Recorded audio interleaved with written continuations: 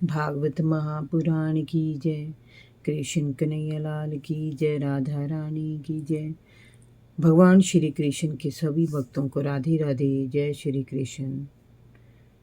ओम गणेशाय नमः। आज मैं आपको सुनाऊंगी द्वादश स्कंद में पहला अध्याय, कलयुग के राजाओं का वंश वर्णन। राजा परीक्षित ने पूछा, मुनिवर, श्री कृष्ण के स्वधाम पधारने के उपरांत पृथ्वी पर किस वंश का राज्य हुआ? आगे किसका होगा? कृपया मुझे बताइए।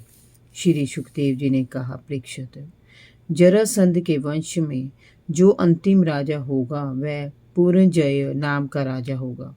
उसका मंत्री होगा शुनक। वह अपने स्वामी राजा पूर्णजय का वध कर देगा और अपने पुत्र प्रद्योत को राज सिंहासन पर बिठाएगा। प्रद्योत का पुत्र होगा पालक, उसका विशाख यूप, उसका राजक, उसका नंदी वर्धन। प्रद्योत वंश के ये 5 राजा 148 वर्ष तक पृथ्वी पर राज्य करेंगे। इसके बाद शिशुनाग नाम का राजा होगा। उसका पुत्र काकवन, उसका क्षेमधर्मा, उसका क्षेत्रगय, उसका विधिसार, उसका अजात शत्रु, उसका दर्भक, उसका पुत्र अजय होगा।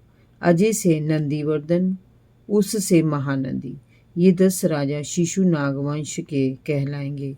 ये सभी कलयुग में 360 वर्ष तक राज्य करेंगे। परीक्षित, महानंदी की पत्नी एक शूद्र जाति की कन्या होगी। उसके गर्भ से नंद नाम का पुत्र होगा। वह बड़ा शक्तिशाली राजा होगा। महानंदी को महापद्म निधि का अधिपति होने के कारण उसे लोग महापद्म नाम से भी पुकारेंगे। वह क्षत्रिय राजाओं के विनाश का कारण बनेगा, तभी से लोग शूद्र और अधार्मिक हो जाएंगे। महापद्म पृथ्वी का एक छत्र राजा होगा। उसके शासन को कोई भी चुनौती नहीं दे सकेगा। सुमाल्य आदि इसके 8 पुत्र होंगे। वे सभी राजा बनकर 100 वर्ष तक पृथ्वी का शासन करेंगे। कौटिल्य अर्थात चाणक्य नाम से विख्यात एक प्रसिद्ध ब्राह्मण नंद वंश का विनाश कर देंगे। उनका विनाश हो जाने पर पृथ्वी पर मौर्य वंश की नींव पड़ेगी। चाणक्य सर्वप्रथम चंद्रगुप्त मौर्य को राजा के पद पर आसीन कराएंगे।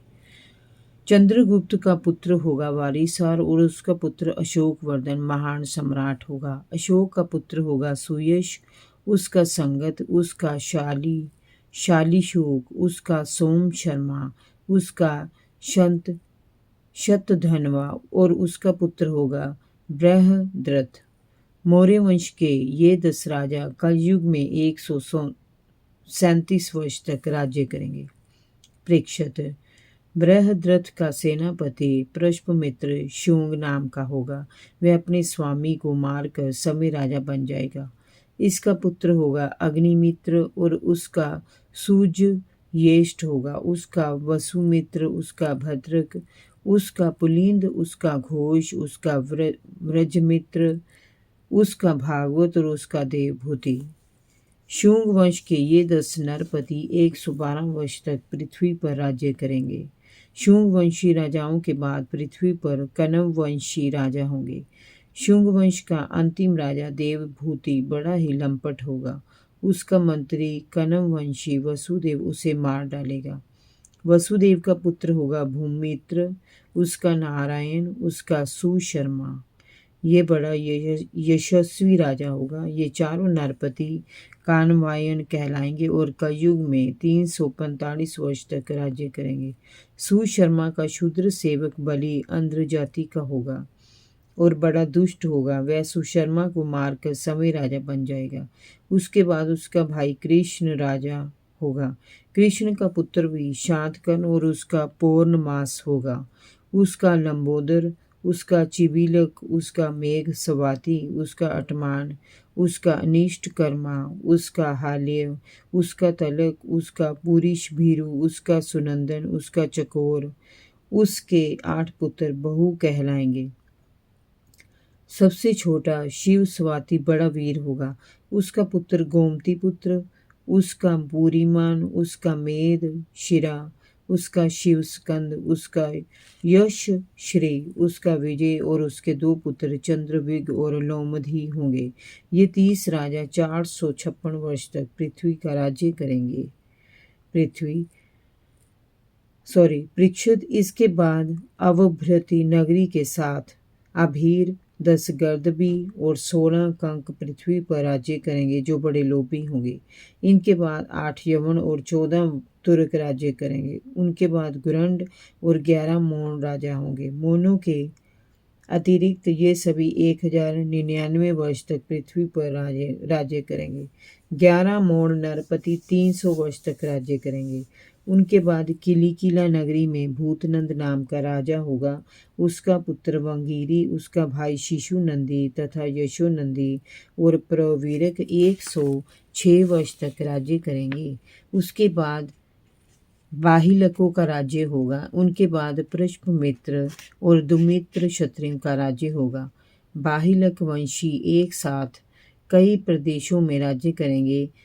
शाह आंध्र देश में और 7 कौशल देश में राजा होंगे। कुछ विदुर भूमि के शासक होंगे और कुछ निषद देश के राजा होंगे। परीक्षित इनके बाद मगध देश का राजा विश्व सफूर्ति होगा। ये द्वितीय पुनर्जय कहलाएगा। ये दुष्ट बुद्धि का राजा होगा। ब्राह्मणों का जबरन धर्म परिवर्तन करा देगा। क्षत्रियों और वैश्यों का नाश करेगा और शूद्रों की रक्षा करेगा। ये पद्मवती पुरी को राजधानी बनाकर हरिद्वार से प्रयाग तक सुरक्षित राज्य करेगा। परीक्षित ज्यों ज्यों घोर कलयुग आता जाएगा, त्यों त्यों सौराष्ट्र, अवंती, अभीर, शूर, आबुर्द और मालव देश के ब्राह्मण संस्कार शून्य हो जाएंगे और राजा लोग शूद्रों जैसा व्यवहार करने लगेंगे। सिंधु तट, चंद्रभागा का तटवर्ती प्रदेश, कौंतीपुरी और कश्मीर मंडल पर प्राय शूद्रों और मलेच्छों का राज्य होगा। ये सभी राजा संस्कार विहीन और आचार विचार में मलेच्छों के समान होंगे। ये झूठे, अधार्मिक, दानहीन और क्रोधी, स्त्री, बच्चों और गांवों के हत्यारे, कामुक, व्यभिचारी होंगे। इनकी आयु कम होगी, लूट खसोट करके प्रजा का रक्त चूसेंगे। जब ऐसा शासन होगा तो प्रजा भी वैसी ही हो जाएगी। समय के साथ सभी नष्ट हो जाएंगे। जय जय श्री राधे। भागवत महापुराण की जय। कृष्ण कन्हैया लाल की जय। राधा रानी की जय। भगवान श्री कृष्ण की सभी भक्तों को राधे राधे। जय श्री कृष्ण।